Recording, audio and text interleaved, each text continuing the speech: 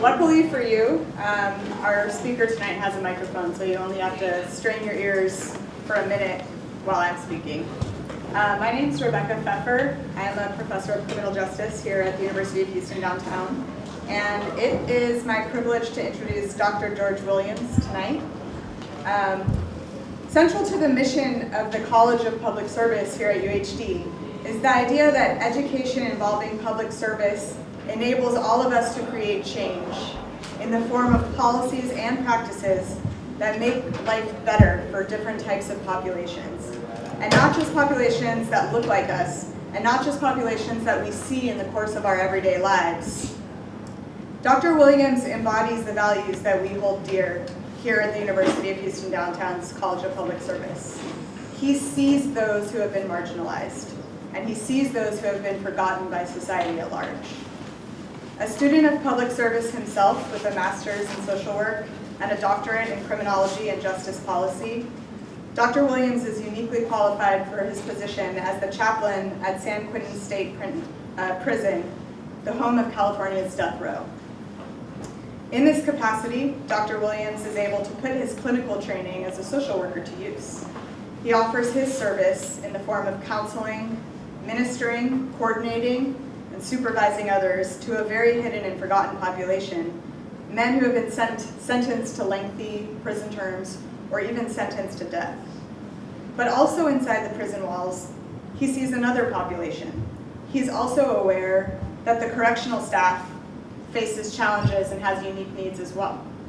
He recognizes that it's not only the incarcerated who are in need of support, but also the correctional officers and other professionals behind bars. When he earned his PhD at Northeastern University, his dissertation focused on exhaustion and resilience among prison personnel. His compassion and his personal and professional background enable him to see the prison environment from a number of different perspectives. He's able to see the flaws and harms inherent in our current policies that support mass incarceration. He sees the need for and the good that can come from rehabilitative programming in prison settings. He sees the humanity in every individual he interacts with. He's able to encourage positive change on so many levels, from an individual level as he ministers to one man on death row, to societal through broad policy change based on his academic and professional work. George is often quoted as saying, "I'm hoping to do 25 to life at San Quentin. This is where I'm meant to be." He's an exemplary model of how impactful a career in public service can be, and we're really lucky to have him with us today. Please join me in welcoming Dr. George Williams.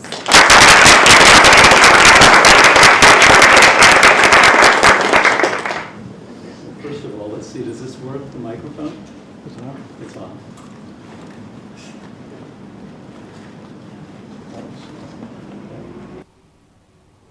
Try that. Okay.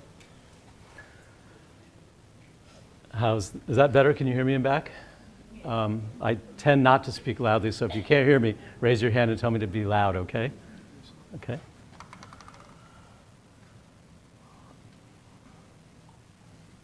How's that? 1, 2, 3.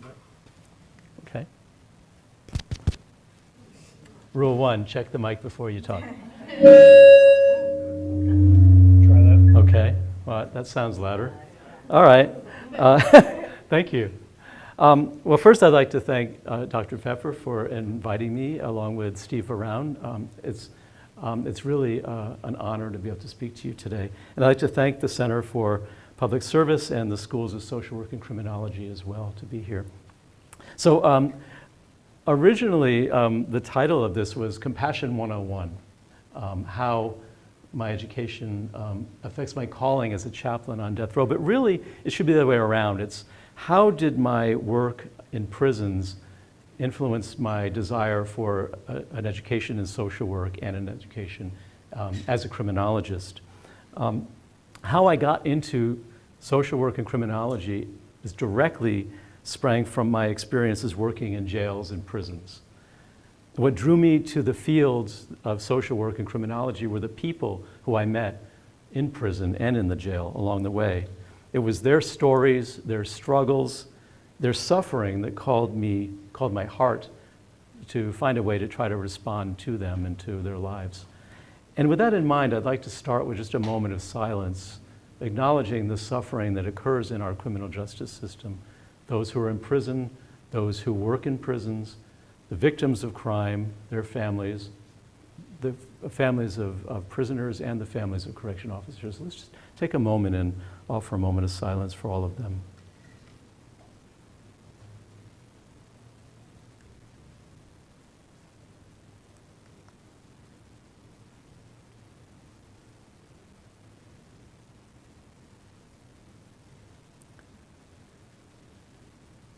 So one of the things I learned very quickly working in the jail was I had to find a way to remain hopeful and resilient, even find joy in the face of some terrible darkness, of loss, violence, and suffering.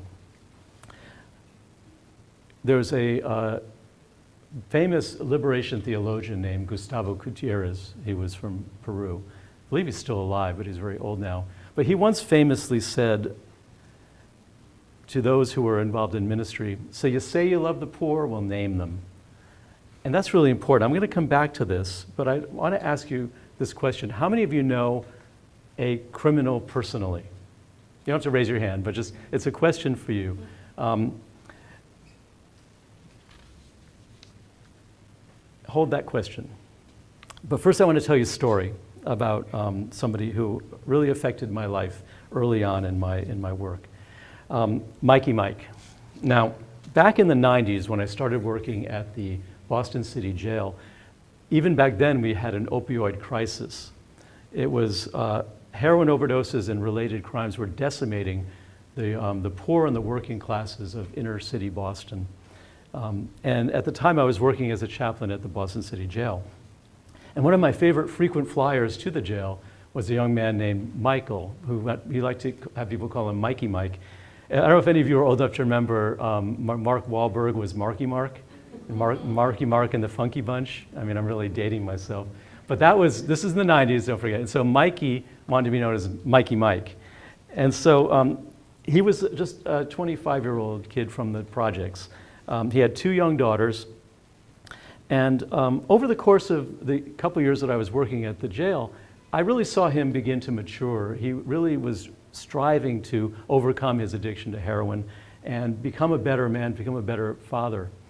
I was proud of him. You know, he really came a long way. He got out of jail, and occasionally I'd hear from him. I'd get a phone call at my office, or I'd get a postcard. This was before email. And in one case, early in this spring, one year, he wrote me a card, and he wrote, "Brother George, I can't thank you enough. You really helped me by bringing God back in my life, and my family too. I really thank God for you. I thank you for believing in me. Not many have. Today my little girls call me Daddy, and it feels great. Thank you." 2 weeks later, I was walking on the tiers in the jail, and one of the prisoners called me over and told me, "Did you hear Mikey Mike died of a heroin overdose last night?" It was one of the most heartbreaking losses I had experienced in my life up to that point. And one of my colleagues, who was a social worker, saw me in my office sitting at my desk crying, and he came over and he said something to me that I've never forgotten.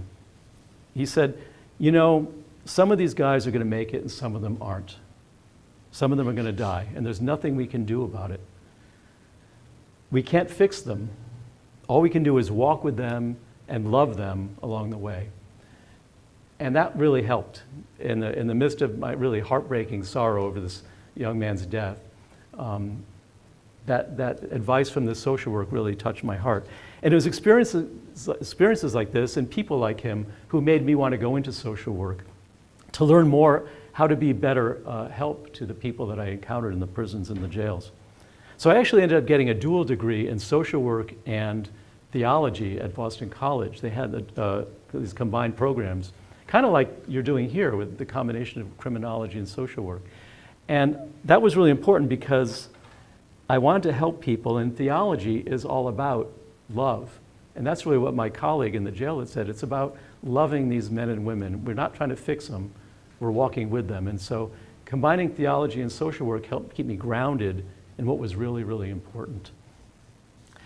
So what made you go into the field that you're in right now, whether it's criminology or social work? That's a rhetorical question, but I want you to think about it. What made you go into that? To what extent does the suffering of other human beings motivate your studies?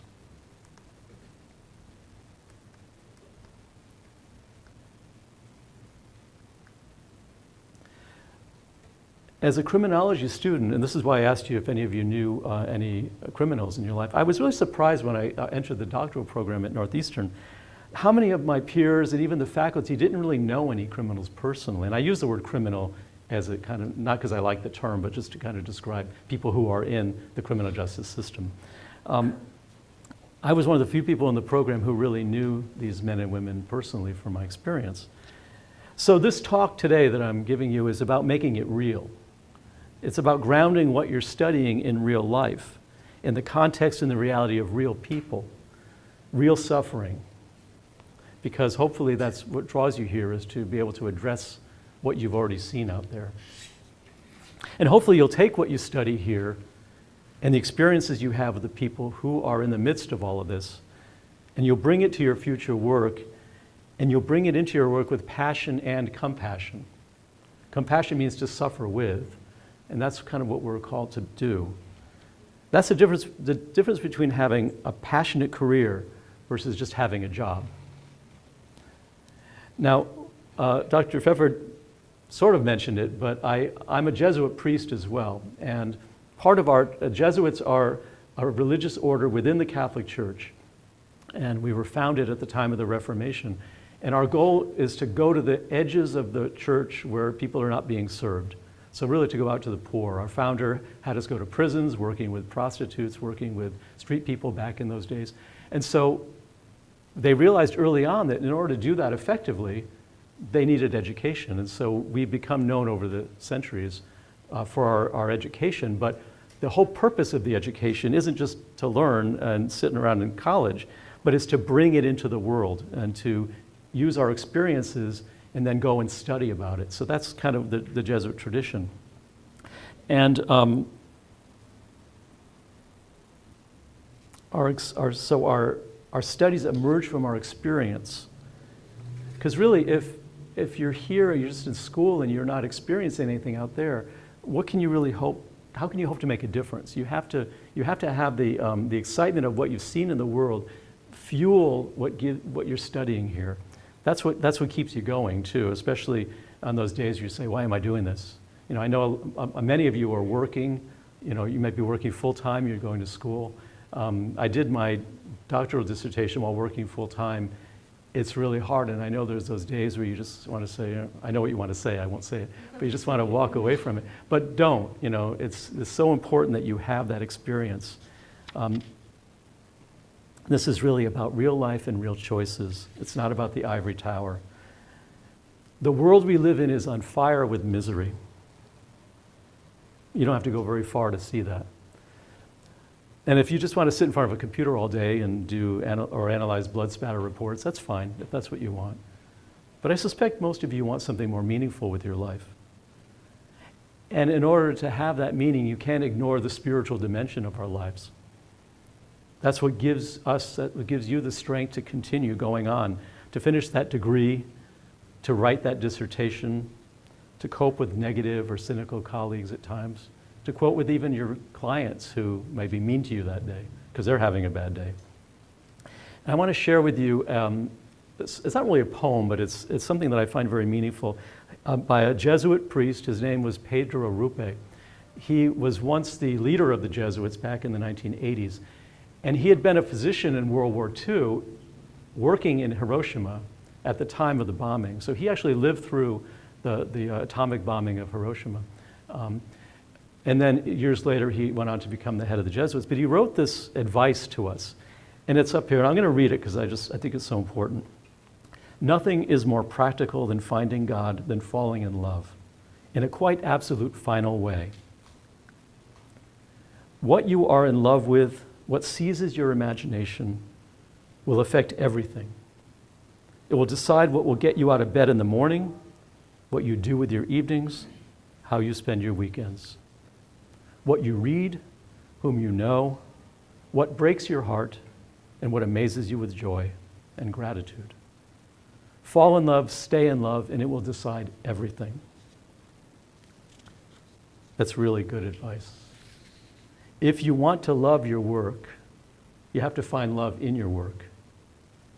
Another great Catholic leader from the 1980s was Dorothy Day. She founded the Catholic Worker Movement. She spent a lot of time protesting against violence and war. And she said once, the only solution is love. And I think that applies very much to our criminal justice system. The only solution to this terrible system we've created out of fear and hatred is love. And you've got to love what you do. Along those lines, how many of you are actually in criminology studies? Raise your hand. Criminal justice. Okay. Have any of you familiar with peacemaking criminology? Have you come across that in your theory classes?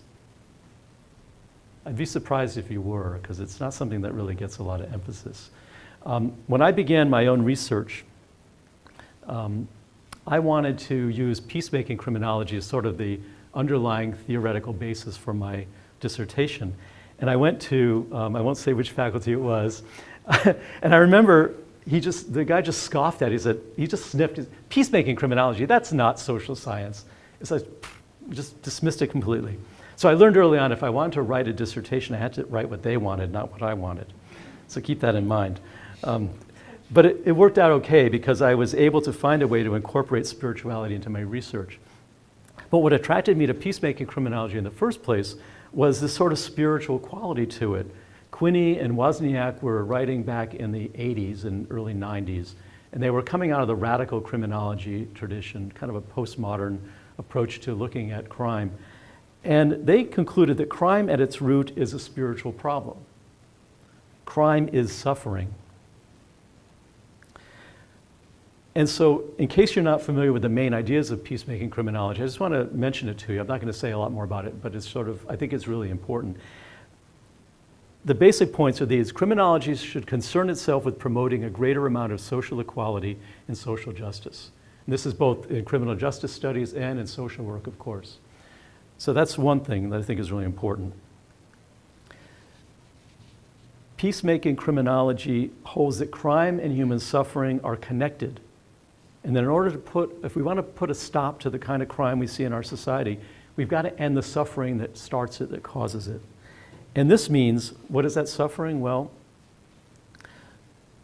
poverty, racism, sexism, alienation, abuse within families, bullying, harassment, all forms of violence that we see in our culture. All forms of exploitation have to be dealt with first before we can ever hope to reduce crime in our culture. And peacemaking criminology also holds the state responsible because the state perpetuates crime and violence and suffering through harsh policies of social control, like the death penalty, like life without parole, like these lengthy, impossibly long sentences that we give people, and the criminalization of nonviolent offenders. As far as life without parole, I'm going to give you a story about death row in a moment, but I think life without parole is even more cruel than the death penalty. And I see the next stage. I mean, we're a long way from it, but once we finally do as a society mature to the point where we no longer need the death penalty, the next step, I think, is doing away with life without parole, because it takes away all hope from people. It's much more cruel in a way than just killing them outright, because what we're doing is we're killing them slowly. Bless you. Peacemaking criminology critiques the emphasis on punishing individual offenders, while at the same time we ignore institutional structures of injustice. We're punishing individual people, but we're not looking at the pervasiveness of racism in our culture. And you see that when you walk in jails and prisons, how disproportionate people of color are represented in the prison system. And it's definitely true on death row, by the way. Half the men on death row are African American, and 10% of the population of California is African American. Now, the most significant change to be made by the criminal justice system is to move away from retributive criminal justice toward restorative justice. And hopefully you're studying about restorative justice in your courses, and you can be involved in it as well. But before I go any further, I want to share with you a story about death row. Before I do that, though, I want to make this a disclaimer. I don't want you to dismiss what I say today because you assume I'm not concerned about the victims of crime. I am concerned about the victims of crime. And I know that many of the prisoners that I work with have committed senseless, horrible crimes. They've inflicted terrible suffering on innocent people. And in the process, they've damaged the security of their own communities. They've damaged their own families, their loved ones as well. But as a Christian, I remember what Scripture says. And in the letter of James, chapter 12, he wrote, "God's judgment is merciless to one who has not shown mercy. Mercy triumphs over judgment." What could be more judgmental than calling condemned row? And they refer to the men at San Quentin as the condemned. To me, condemned is that should be like the sign over hell is where you're condemned. These are people who are still alive, and yet we've condemned them. We've said that you are no longer worth living. So anyway, that my disclaimer is that it's not that I don't care about victims. I do. It's not a zero-sum game. It's not like if you care about prisoners, you don't care about their victims. You can love both, but you can't necessarily work with both. I mean, sometimes if I'm in the prison, then maybe it's your job to work with the victims on the outside. You can love the victims and the perpetrators. And why is that? Well, because God loves them. And suspending judgment on what they've done is not the same as being naive. Believe me, I know exactly what the guys I've worked with have done. Gave me nightmares for a long time until I stopped really reading some of the reports. But that doesn't matter because I'm not there. They've already been judged. That's not my job. I'm there to walk with them and show them love and compassion, just as their victims need love and compassion. So people consider people on death row undeserving monsters, and I understand that a man was executed here in Texas last night. And apparently the newspapers kind of portray him as beyond the pale of humanity, just this evil, evil person. I don't see it that way. Yes, they've done horrible things, but they are still human beings no matter what. And I believe every human being has dignity and value in the eyes of God. And my job isn't to fix them or undo what they've done. That's impossible. My job is offering them a path for the healing of their souls, to make peace with themselves and to make peace with God. These are very damaged human beings for the most part. And you've probably heard the expression, hurt people hurt people. Well, these men and women have been hurt in their lives in ways that are just hard to describe. So, having said all that, that's my disclaimer. I also want to give you a warning that the story I'm going to tell you right now does contain some extremely violent and disturbing images. So if any of you are victims of violent crime, and this would be sort of a trigger some pain in your, then by all means feel free to take a moment and step out, come back in a few minutes, because I want to acknowledge that it's hard to hear sometimes the things that I see on a daily basis and I get a little used to, but not everybody's used to this stuff. So I'll tell you, having said that, John and Lori Rainwater's infant son was 7 days old when his parents were murdered. He and his 15-month-old sister were found alive and sheltered under their slain mother's body in the parking lot of an apartment complex in Atascadero, California. This was in 1987. The night before they were murdered, Wednesday, February 4th, 1987, Dennis Webb, a parolee from the Utah State prison system, out of prison just 2 months, broke into their home with the intention of robbing them. The Rainwaters were managing the apartment complex, and their job was to collect the rent at the beginning of the month. So Dennis Webb planned to rob them of all the cash he figured they'd have on hand. And he had scoped the place out a few days earlier, going to their apartment, claiming he was looking for a place to rent. Now, both Lori and John Rainwater were devout Christians. This is them. They worked hard and they were saving money to move to a bigger place because their family was growing. They just had this infant boy the week before they were killed. Now, Dennis Webb was a 35-year-old 10th grade dropout from West Texas who, from the age of 20, has spent several years in the Texas prison system for burglary. And it probably doesn't come as any shock that the Texas prison system did not rehabilitate him. He told me toward the end of his life that he couldn't begin to put into words the brutality that he witnessed and endured in the prisons in Texas. So by his mid-20s, he was this aimless drifter out of prison, full of rage and full of racist ideas. He joined an outlaw motorcycle gang in North Texas. And by his 30th birthday, he had, by his own account, killed 5 people. His first victim was a gay man who he murdered because he said, "I don't like homosexuals."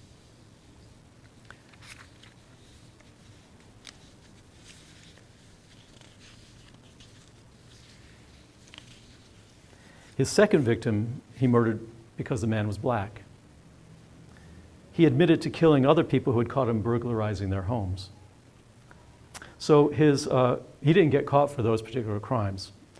His cocaine-amplified violence eventually landed him in the Utah prison system in 1981, where he would serve 5.5 years for robbery and aggravated kidnapping.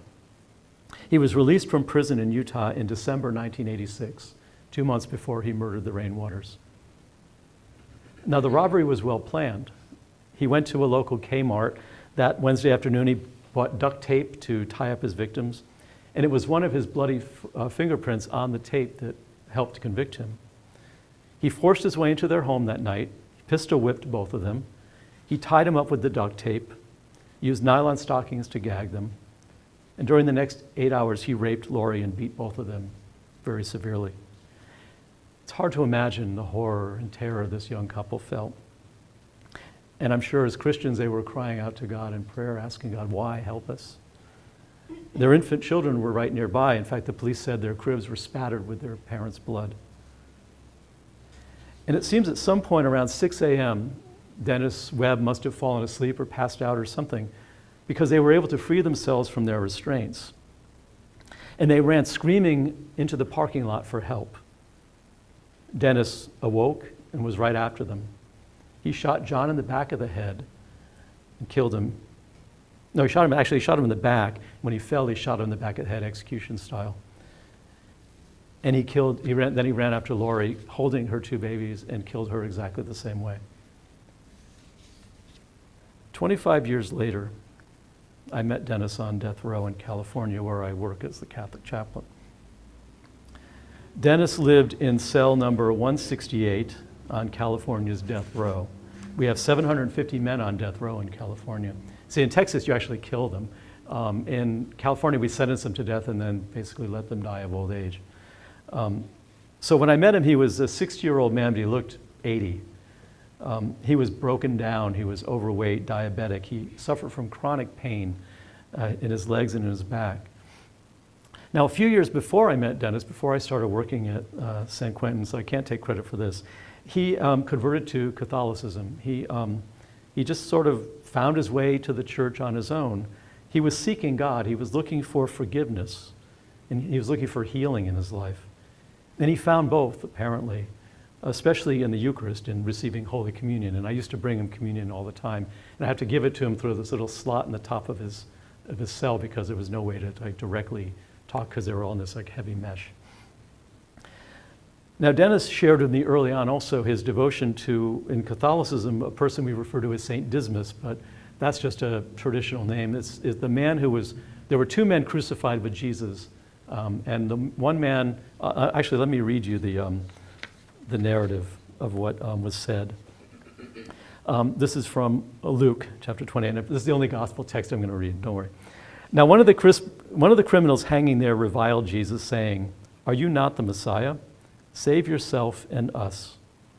The other, however, rebuking him, said in reply, "Have you no fear of God? For you are subject to the same condemnation. And indeed, we have been condemned justly, for the sentence we receive corresponds to our crimes. But this man has done nothing criminal." Then he said, "Jesus, remember me when you come into your kingdom."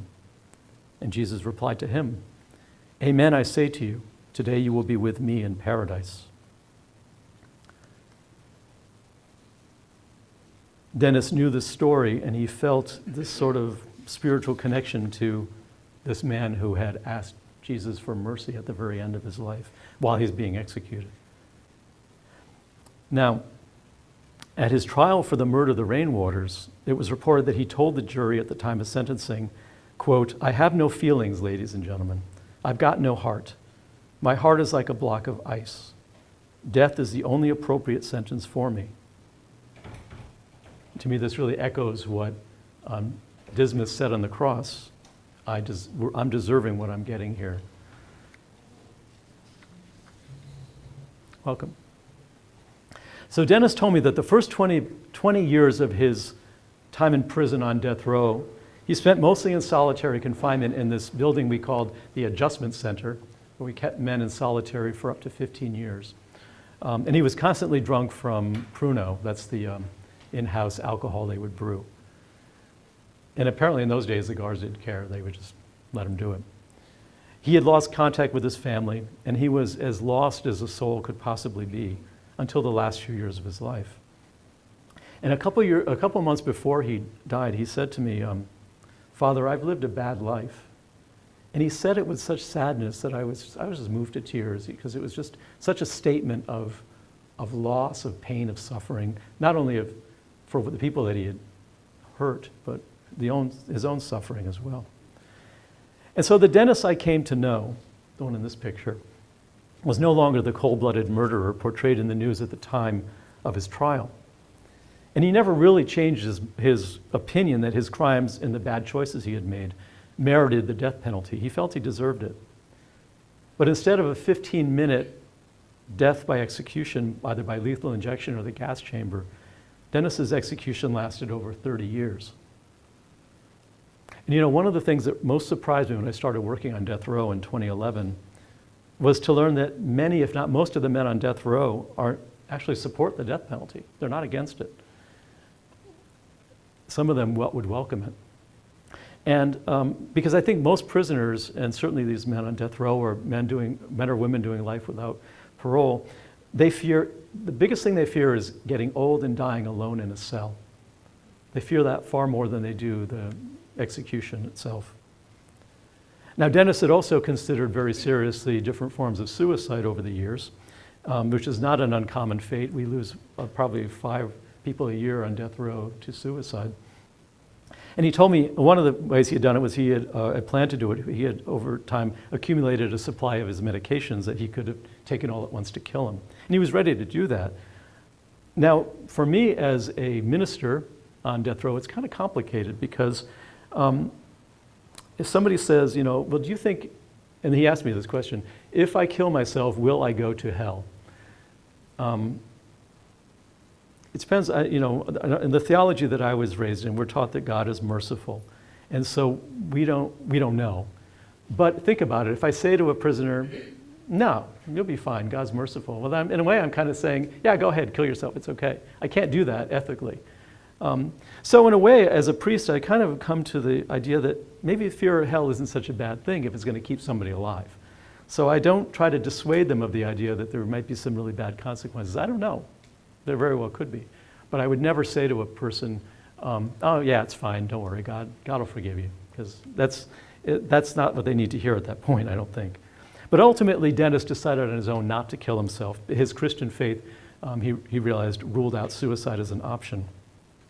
But he did say to me a year ago, actually about a year ago now, he said, Father, is it a sin for me to pray to God to let me die?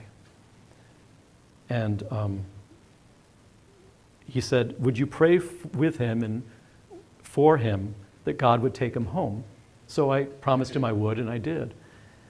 And he was admitted, this was in October, and then that December 2016, he was admitted to the hospital and he died a few days later, which was a blessing. His story reminds me so much of that good thief on the cross. Jesus said to him at the end, today you will be with me in paradise. And I'd like to believe that it was John and Lori Rainwater who welcomed him to heaven. So here are some questions for you to consider.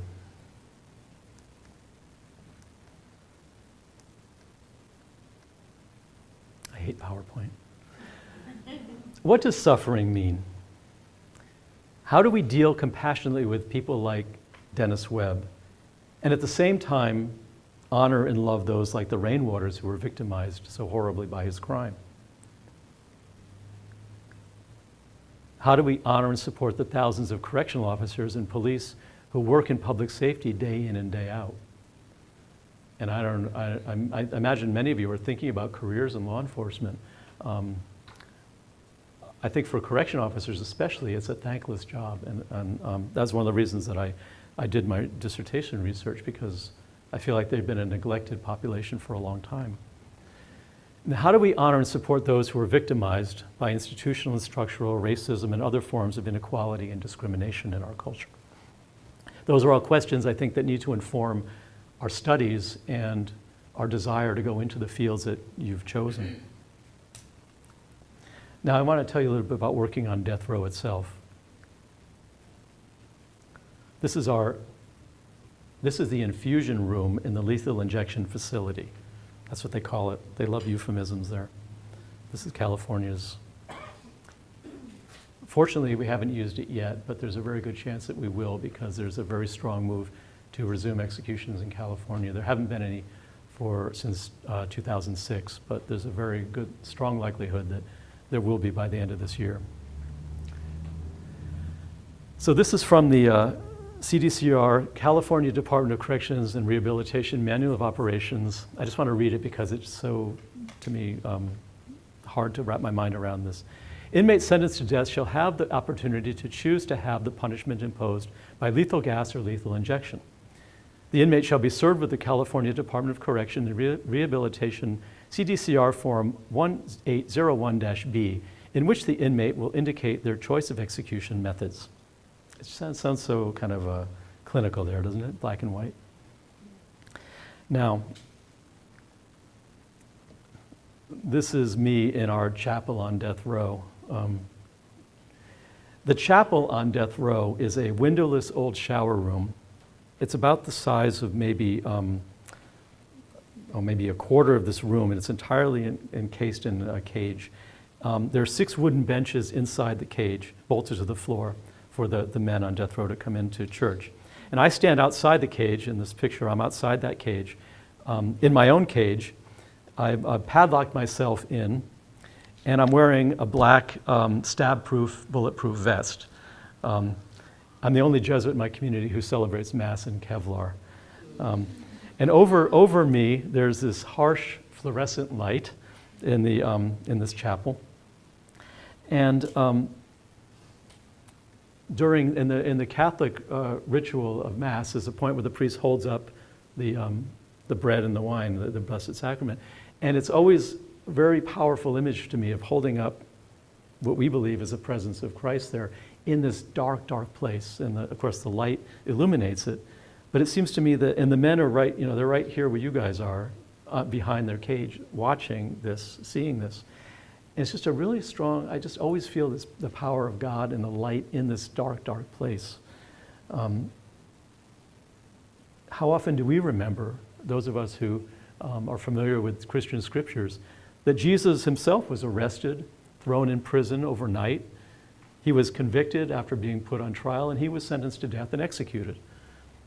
Jesus Christ was given the death penalty and was executed by the state as a common criminal. So was John the Baptist. So were Peter, Paul, James, and countless followers of Christ in the early years of the church. So Christians have not been strangers to being prisoners, at least in the beginning. And it's unfortunate that if we're strangers to it today, then we're not really living up to our tradition. But how often do Christians these days think of Jesus as an executed prisoner? You cannot read the Bible without tripping over stories of prisons, guards, trials, executions, and escapes, all the way back to Genesis when Joseph was in prison. Both Peter and Paul escaped from prison a couple times. And at the Last Judgment, this very powerful scene in Matthew chapter 25, we're given this vision of what Judgment Day will look like, and the criteria for admission to either heaven or hell are whether or not how we treated our brothers and sisters. And one of the things Jesus says is, when I was in prison, you visited me, or not. So it's certainly in the early Christian tradition, the people who were the early followers of Jesus were very, very mindful of this experience of prison and execution.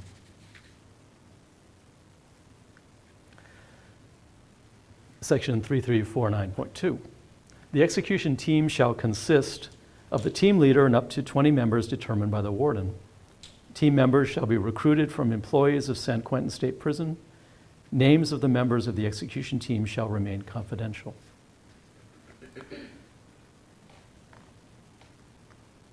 Since my first experiences in prison ministry when I was an early seminarian in the Jesuit order, I've learned over and over to see the face of Christ in the men and the women, in the prisoners and in the guards and correction officers and all those who work in prison. It's in the darkness of prison that I encounter God in my life. And what I like, this was actually my ordination card. It was drawn by a guy named Spider, who was a prisoner in Massachusetts. And what's interesting is, which side of the bars is Jesus on? You know, and you can't, you know, he's on both. He's both the prisoner and he's also the one bringing the message of freedom to the prisoner. And so I've always liked that image. And I don't think you have to be Christian necessarily to appreciate that. It's a universal idea of God liberating human beings. Now, regarding death row, this is what it looks like. There are many, many shadows in this building. It's a huge cavernous building. And whenever somebody goes in there, they invariably comment about how eerie and oppressive and dark the place feels and looks. It's like you feel the oppression just brooding in the air there. It's really hard to describe. And of course, having these 12-foot high doors that say condemned in giant letters doesn't help when you walk in there.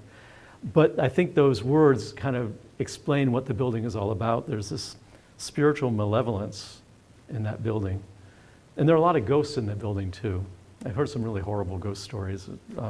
But there are 750 men currently on death row, as I mentioned. They're all at San Quentin. There are 21 women who are condemned to death in California, but they're at a different prison. And some of these guys on death row have been there for over 30 years. And a lot more men have died of suicide or old age here than have been executed. And it's as if their hopelessness and their despair linger in the shadows of this building long after the bodies are wheeled out. As far as I know, this is the largest death row in the Western Hemisphere. And if you were to walk in, like, this is an old picture, but if you were to walk in there today, along the sides of the wall, you see a whole row of wheelchairs and canes, because almost all the guys on the first tier are old. We have an 87-year-old prisoner there right now, and many of them are in their 70s and 80s, and many of them are, like Dennis, are not that old chronologically, but physically they're in bad shape. And so it's almost like being in a nursing home. Now, what you see here is the first floor. There's actually 5 tiers going up, and then on the other side of the building, there's another entire set of 5 tiers.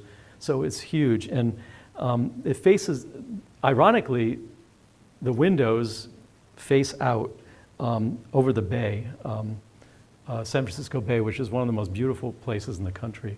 But you can't see it, of course, because the windows are so dirty. On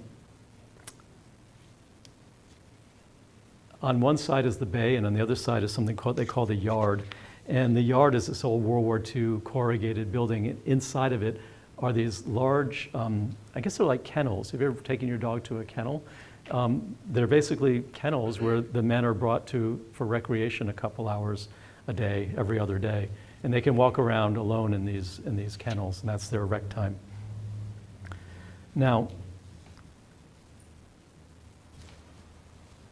every man I've talked to there over the years, and of course I've spoken to all of them, but they've all told me that the worst part about being there is the loneliness. And like I said earlier, the biggest surprise for me is that a lot of them will just welcome the death penalty. They just want to get it over. Each man has his own cell. There's no windows in the cell, so the only light comes in from those front bars. There's a food slot that they put the food in, and at the back, to give you an idea, the cells are from my left shoulder to the tips of my right arm. That's as wide as they are, and then maybe 12 feet deep. So they're very small, and the ceilings are kind of low.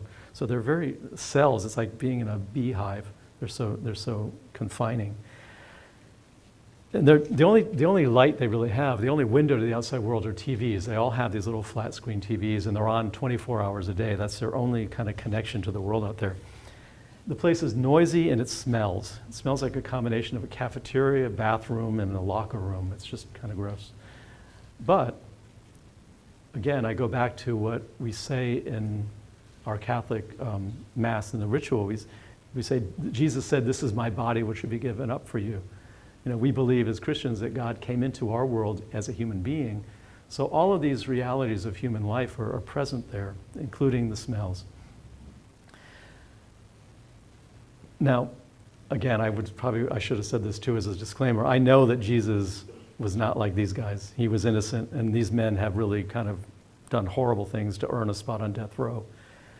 But despite that, I don't see heinous murderers when I talk to these men. I just see people in front of me. And I believe that Jesus died for them as well, and that I believe that God's love reaches down into this pit of hell that we've created. And it's that belief that gives my life its meaning. That's what keeps me going. That's what gets me up in the morning. So I'm often moved very much almost to tears when I'm celebrating a church with these guys, because it seems like we're standing there bearing witness together of the power of God, of light in the midst of all of this suffering and darkness.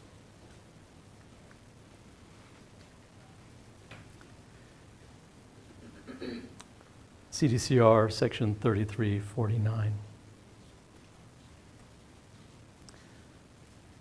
The execution security team shall perform the following tasks: ensure the security of the lethal injection facility, provide direct and constant supervision of the inmate in the final 6 hours prior to the scheduled execution, place the inmate in appropriate restraints, and escort the inmate into the execution room. This is like they're describing just a routine day, and yet they're talking about murdering somebody. If there's any drawback for me that kind of gives me pause about doing work there, it's this, that Martin Luther King Jr. once said that he who accepts evil without protesting against it is really cooperating with it. And so I feel as a chaplain, a question often comes to me: am I cooperating with evil, working in a system that I believe in many ways is demonic? So is my work on death row making me complicit in state murder? Yes and no. The cause of death is apparently in California, on the death certificate, they write homicide after an execution. So by working there, am I participating in murdering somebody? Maybe I am. That's something I just kind of have to trust to the mercy of God. But it's a choice I make, because the only way I can be there, in there, and have any way of connecting to these men is by working for the state as a chaplain. If I were just out there holding up a sign protesting against it, I wouldn't be able to go in there and talk with them and get to know them. Oh, and by the way, I won't read this, but it does mention how the chaplains are allowed to do their spiritual functions, and we're expected to write written reports during the whole time for the warden. I like this one. The inmate may request a last meal not to exceed $50 in value. The correctional food manager shall deliver the last meal to the lethal injection facility.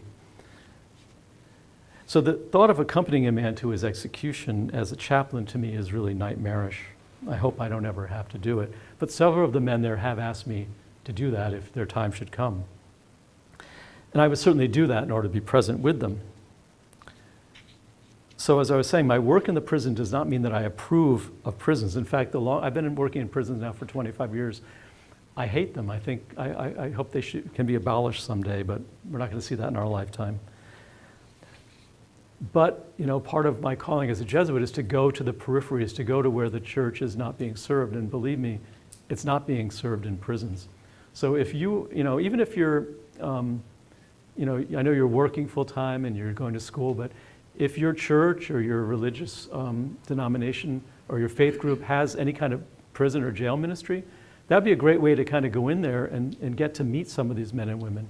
It can only help you in your studies and in your future career, as whether you're either in law enforcement or in social work or some combination of the two. I wish there were more people of goodwill banging the doors to work as volunteers and chaplains in prisons, but they're not. So finally, I'll share this part with you.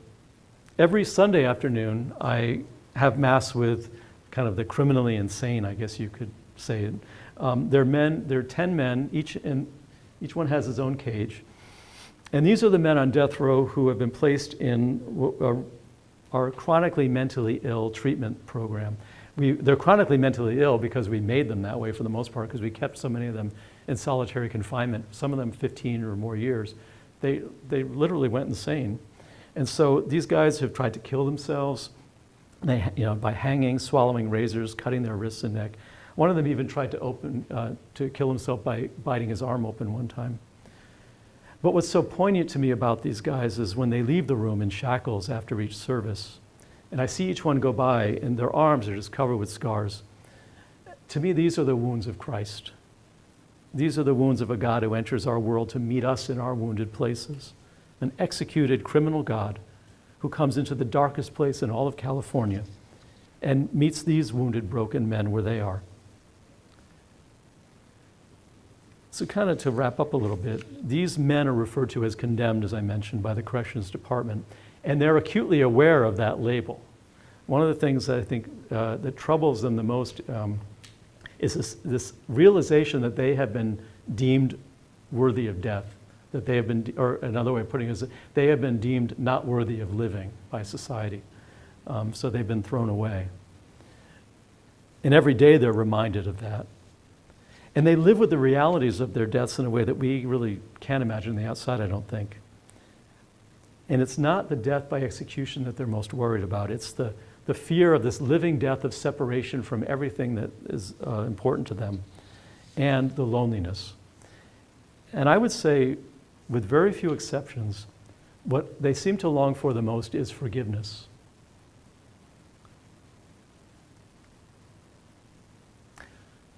The inmate's heart activity shall be monitored by an electronic device. Death shall be determined and declared by a physician. The lethal injection facility shall be cleaned thoroughly after the inmate's body has been removed. So the death chamber is thoroughly cleaned. But what absolves us of the taint of murder as a culture, as a society? How do we cleanse our society of the stain of deliberate killing? Who or what will cleanse us?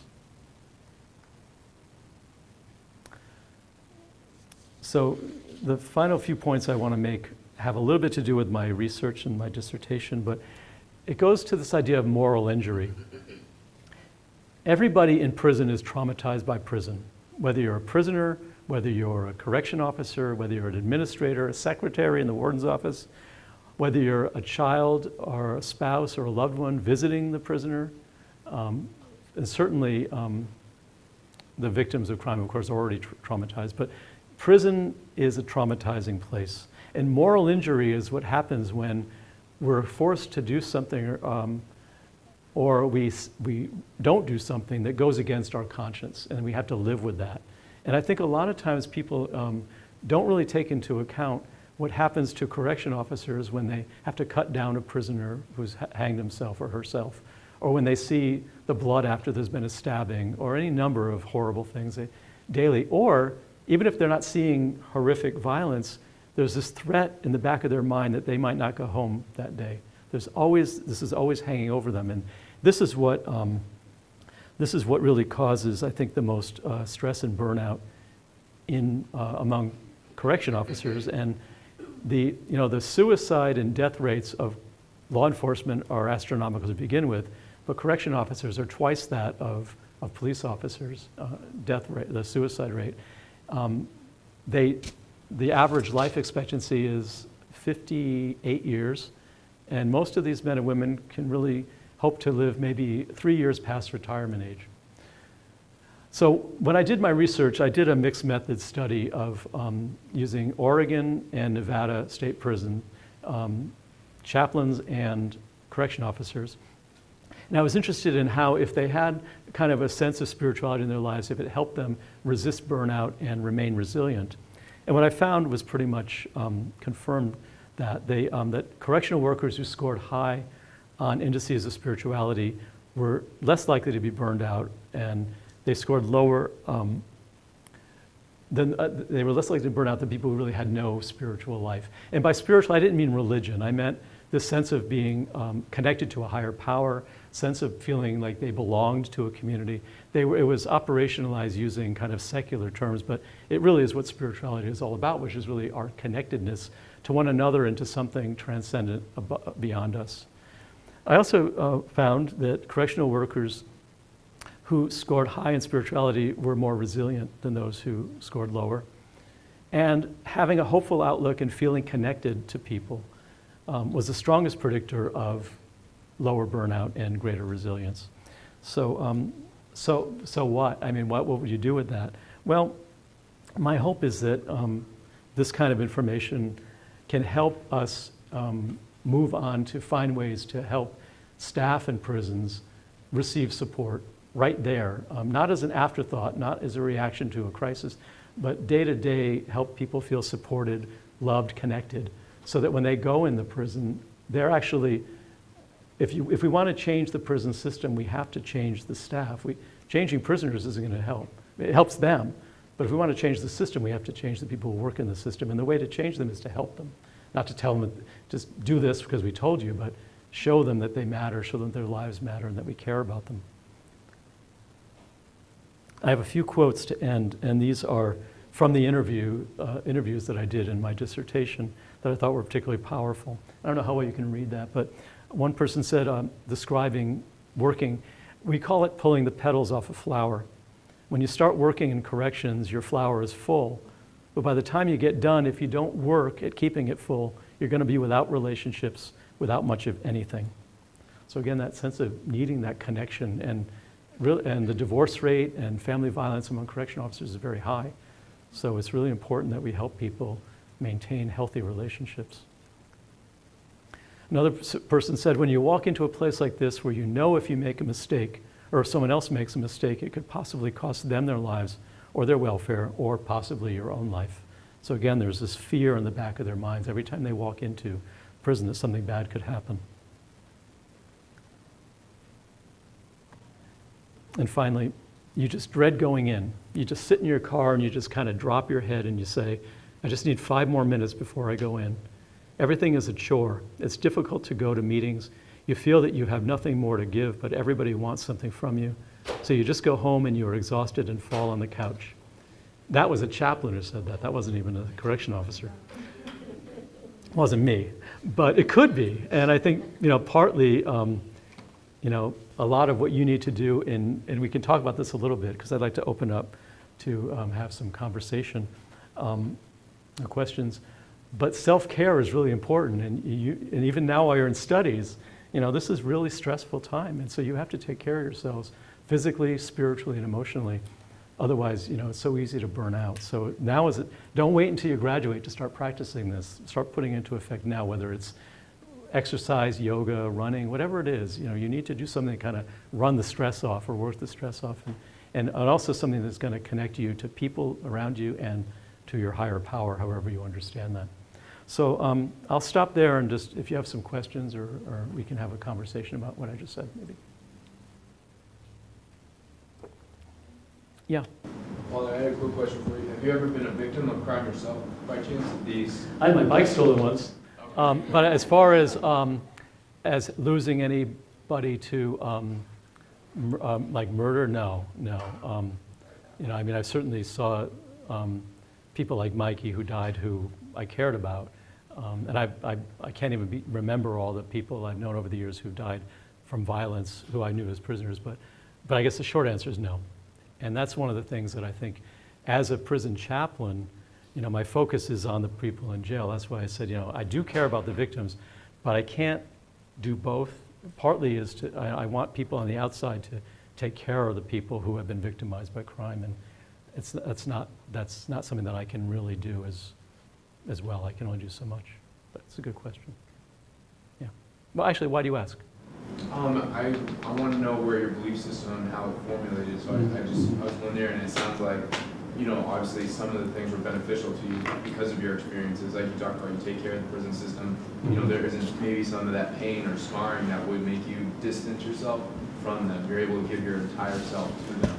Yeah. Because of your experience. Yeah, and that's, I have met people though. In fact, I was talking to a woman last week who, she was a victim of a home invasion. Her husband was murdered, her daughter was raped in front of her. She actually ended up going on to forgive the men who did it, and works now in restorative justice to try to change some of the laws. So, it's possible, I think, to have both, to be to go through tremendous victimization. The only real way for people, I think, who have been victimized like that to heal is to go through some kind of have the opportunity first to be heard and have the opportunity to experience forgiveness, because otherwise they carry around this sort of bitterness that kind of eats them away. I've seen that too. Yeah. Are the folks on death row, are they allowed to have visitors? And if so, what percentage would you say they have no visitors? A lot of them don't have visits. They can have visits, and most of them are allowed contact visits, but they have to meet with their visits in the sort of plexiglass cage. I'd say more than half of them, though, don't have anybody. Partly because as prisoners get older, they start losing connections with the outside. And one of the things they do, and it's probably kind of a scam, but a lot of the guys on death row meet these women in Europe who want to marry them.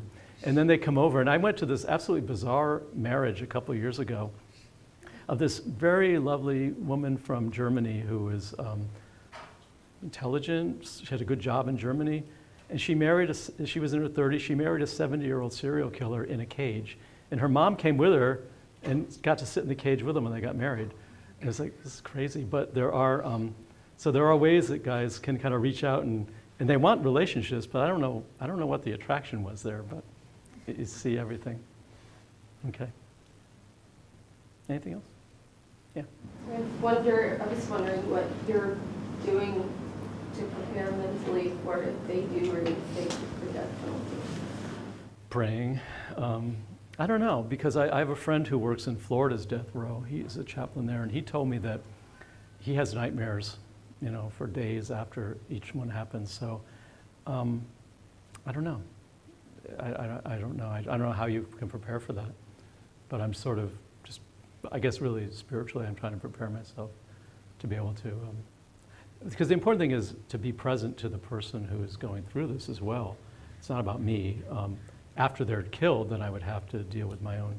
But I live in a religious community, and I think the guys that I live with would be supportive of whatever I do go through. But I guess hopefully I won't find out, but I might. Yeah. You said you look forward to a society that doesn't utilize prisons. This seems very utopian. What do you think supersedes this? It would require, it's totally utopian and unrealistic. I realize that. I think part of it is, can we envision a society where we don't take racism for granted, that we don't take other forms of oppression for granted, that we don't accept such gross economic inequality among people. I just think we sort of accept the way things are now, and we think they're always going to be that way. But I think as human beings, we can do better. And yeah, it's utopian. You and I will never live to see a world like that. But can you in your work incrementally work to make it a little better?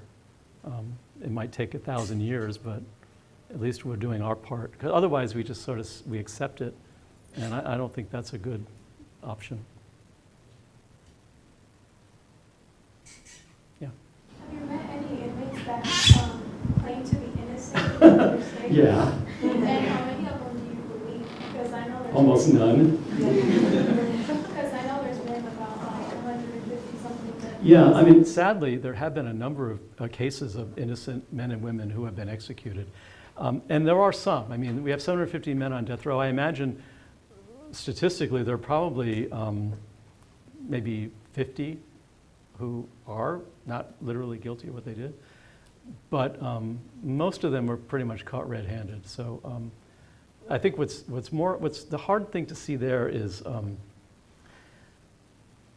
there are men on death row who are facing a death sentence who didn't do anything worse than men who are walking around the rest of San Quentin who maybe got 25 years or less. And part of it is if you are a black or Hispanic man from Orange County and you commit a bad crime, you are going to end up on death row more likely than somebody else. So you really see the disparity in sort of how the sentencing is concerned. Whether or not they actually did, they probably did the crime for the most part. But does it deserve death? I don't know. I think it really depends on who you killed and where you killed them, unfortunately. Yeah. Is Charles Manson in there? No, Scott Peterson is. Scott Peterson. Yeah, I see Scott all the time. He's really stuck up too, as you might imagine. But no, Charles Manson, I think he's at a prison hospital. I think he's at Corcoran, but he hasn't been at San Quentin for. He was on death row, but then they did away with the death penalty, and somehow he was able to get it commuted or something. But some of the guys knew Charlie. They knew him. But I never had the pleasure of meeting the man. Yeah. How many men have you met that were very resistant in talking to you, but over the years they've kind of mellowed down and wanted to watch more of you? For the most part, I think the prisoners that I've encountered will talk to anybody. They probably talk to a tree stump because they're just sort of bored. But there are some who sort of have, they've been burned by religious people or whatever, and they don't want to deal with it. So maybe 5% of the guys I encountered were initially hostile or resistant. But I have seen people, once you get to know them and once you kind of get through that defense, then I found very rarely is somebody not willing to engage. I mean, there are a couple of guys who are just crazy. One guy, just every time I see him, he tells me I work for the Horror of Babylon, I'm going to hell. So I'm not going to get very far with him. But, and I don't really try anymore. But most guys really, they think, I think where I saw that the strongest was in this adjustment center where I mentioned Dennis has spent like 15 years being drunk. When I first got to San Quentin, my boss said, I said, when do you want me to go there? And he said, don't go there, don't waste your time. They're the worst of the worst. And that was it. And so it took me a year and a half to get in the building because there was such resistance from the corrections staff to having a chaplain in there. And those guys, needless to say, initially were pretty guarded. But over time, I mean, I've seen a few of them. In fact, one I was talking to last week, it's like he went from like, the cold, dead-eye look to somebody he's warm now. I mean, his eyes are alive because he's out of that environment and he's grown quite a bit since I first met him. So I can have a conversation with him now, and he's really a different person than the really brutalized person I met who was in solitary, 5 years ago.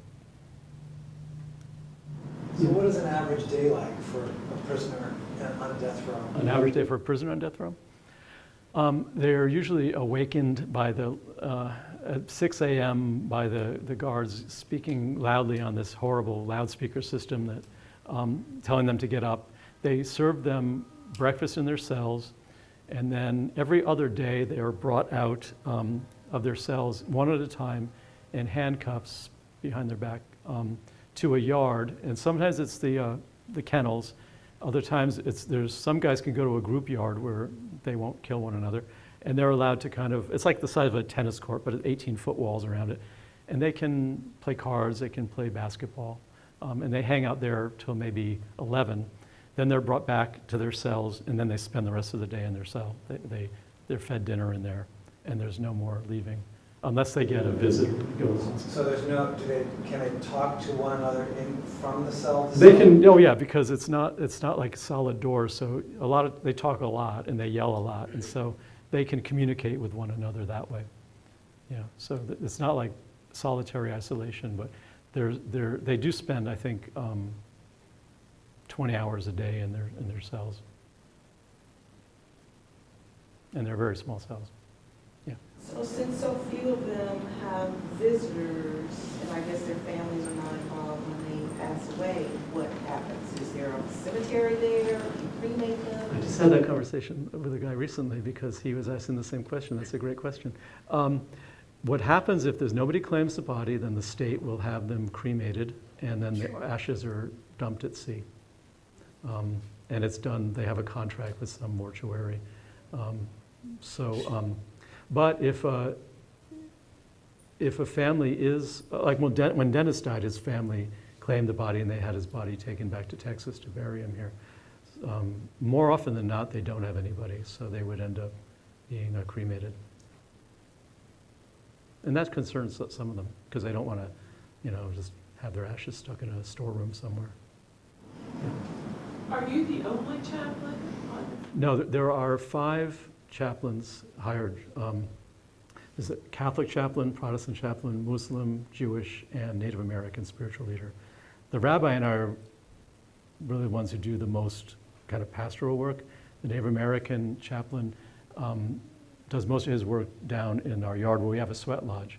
But he tends to work mostly with just Native American guys, whereas my sense of my mission is everybody. It's not just Catholics, it's whatever spiritual needs they are. I'm also in charge of the Buddhists, the Rastafarians, the Odinists, the Jehovah's Witnesses, and Ifa, which is a Nigerian indigenous religion.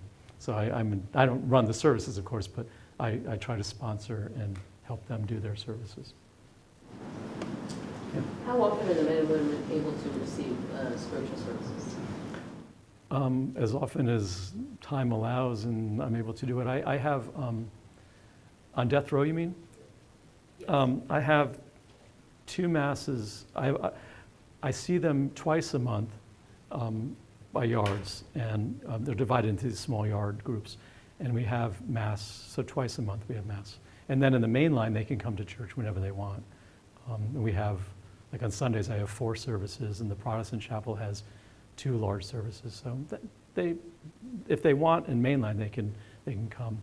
And of course, they can also always send word to us if they want to see us. And we try to do that as quickly as possible. Yeah. Talk a little bit about resilience in terms of the correctional staff. I've always had an interest in this idea. Do you have a sense of where resilience comes from? Is it like spiritual, secular? Is it both? I think it's a little both. I mean, I think some of it's personality stuff. I think a lot of the people I met who seemed more resilient had found ways of keeping themselves engaged and alive outside of work. So they had hobbies, they had a church, they had some sort of secular thing like, clubs and stuff that they were involved in. But they were able to kind of step back from work and not be completely in it, which I felt like the biggest hypocrite in the world because I was working full-time and doing dissertation full-time. I had no life. And so it's like, do as I do, do as I say, not as I do. So I guess to answer your question is that people who find ways of engaging themselves in life outside of work are the ones who were the most resilient. Yeah. So I know you mentioned that Dennis Webb requested prayer, to let God take them. And then you said 2 months later, he ended up in the hospital. What did he die? He died of pneumonia, basically. And I remember, I like our medical director, but the medical care is not very good. And I remember he had been complaining of shortness of breath for a couple months prior to that. And I asked him, the doctor had never even checked his lungs. I thought, well, wait a minute, isn't that like the first thing you do if somebody's having trouble breathing? So pneumonia is usually what kills these guys. And it's death row, it's right on the bay, so it gets cold there and damp, so it's really not a healthy atmosphere. So what's your typical day like? I don't have a typical day, because I'm running around doing all these different things. I try to stay out of the chapel as much as I can, because the guys who hang out in the chapel are really into drama. And so, and they have their activity, their programs, so unless I'm doing a service there, I like them and they're fun, and we have really great choir. But most of the important work that I do is on the tiers, and so I'm walking around, just kind of walking around, talking to people. And that varies from day to day, but Wednesdays and Saturdays are my death row days specifically. So I spend more than 5 hours a day there. Partly is, I can't do like an 8-hour stint on death row because it's just so heavy and oppressive. And I think any of you who start working in jails, you'll find that for the first couple months, it's like 4 hours equals 8 hours anywhere else. There's just this sort of emotional exhaustion that you pick up that you have to kind of build up a resistance to it. But it's psychologically tiring to be around talking to people in cages all day. Yeah. How do the inmates receive a Bible? Is it something that is provided through your department? Receive what? How do inmates receive a Bible? Bible? Oh, yeah, we got lots of Bibles. They just ask us. We have volunteers. We have people donate. Various groups donate Bibles, and so. Do you know if they have to pay for them or not? No, they don't have to pay for them. So, yeah, if a prisoner wants a Bible, we get them a Bible. And often, say, if they want another spiritual book, if they want Hindu or books or Islamic books, we'll get them for them too. So those resources are available. Now, at least at San Quentin, and I don't think that's necessarily true everywhere. Are you ever scared? I probably should be, but I never found myself scared in prison. I think I'm careful, and they give us enough training to know how to act, but I've never felt scared by the guys there. No, because I've been lucky too. Partly is I think they see me as somebody who's there to help them, so they're not likely to, unless they're psychotic, they're not likely to kind of attack. The people who get hurt are usually either people who go out of their way to be obnoxious, or some innocent person walks down the tier after somebody obnoxious has been there and catches it. So, but I've very rarely heard of chaplains being victimized by prisoners. I suppose it's possible. Yeah. Do you, when you go home, are you with other people who do things similar to you, or? No, that's the hard part. I do have other chaplains who I'm close to, and we get together and we talk. But I found that, like, I live with academics, Jesuits who teach in a theology school. And I remember first year I would come home and I was really surprised that nobody wanted to talk about serial killers at dinner. Because I thought I had there was one serial killer in California. Every time I see him, he says, "Now, Father, don't do anything I wouldn't do." And I just thought that was such great advice. But I told people at home that, thinking they'd think it was funny, and they just looked at me like, how horrible. Because it's frightening to people who aren't used to being in that environment.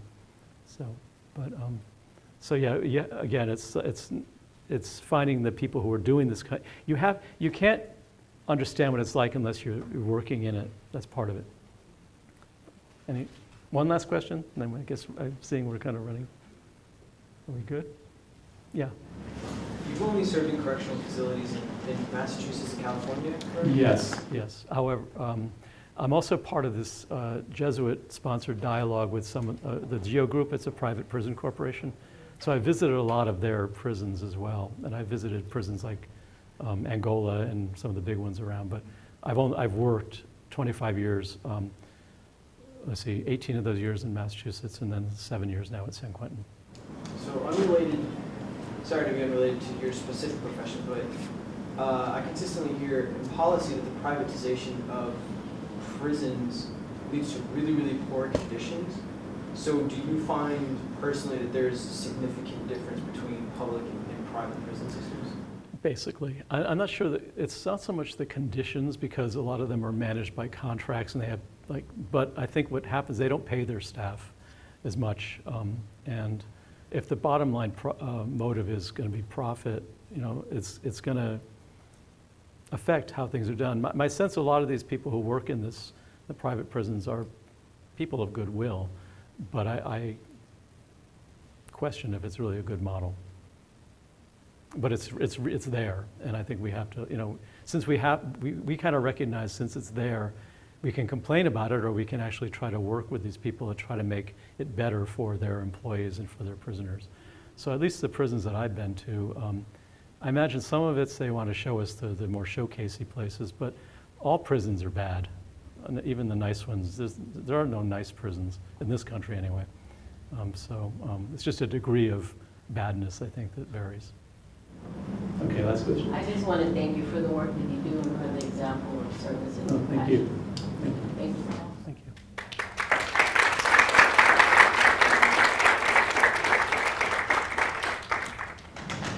So, Thank you. Paulina's not here. We designed this. She's home on leave, but we wanted to give this to you to take back to remind you of your time with us and for you to just see that you're famous to us. Thank you. Probably too humble for this. Oh, thanks. Thank you. you so much. I'll put it in my office, and the guys will like this. Yeah. Thank you. So thank you all for staying. Yeah. Well, thank you. Thank you. And good luck with your work too. Good connections to their work. I hope so. Good.